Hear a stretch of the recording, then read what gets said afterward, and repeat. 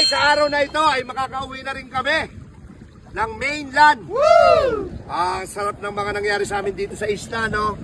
Nakipesta tayo, 1 linggong pesta dito. Wow! Kaya lang, bakas yung alon. Hindi kami nakauwi, ngayon pa lang kami makakauwi.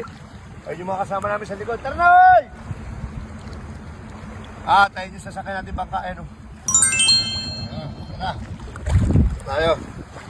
Timigmig, walang dala eh. Ganito dito kasi hindi makadunggo yung bangka doon. Problema, hindi ako makakyat dito.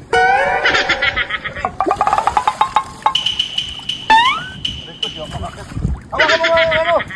Hawakan mo muna yung bangka. Kaya mo makyat? O, sige. Hawak. Sige. Kaya mo yan. Akyat na.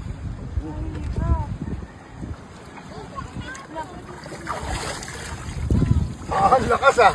Ako, Mick.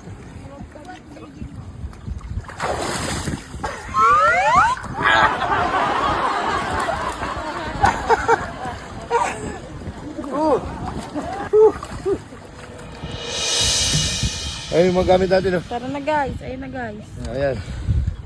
Ito, driver natin.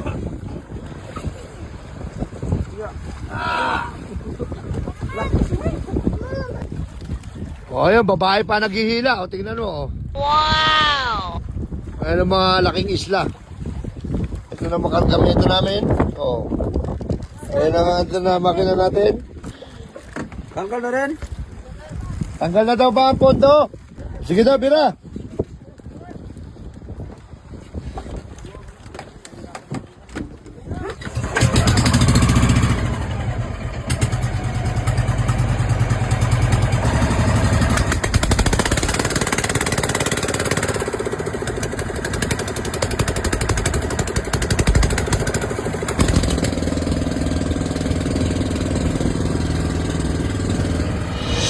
Agis na ang pondo! Agis! Babae pa nag-agis ng pondo. Dito lang kami sa Taytay. Woo!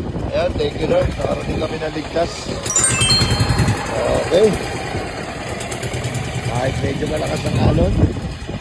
Nakarating ng ligtas. Ayan na. Inaarya na yung tali. Ganun yung kasimple pala dito mag-arya. Oy, sumabit! Sumabit, bot!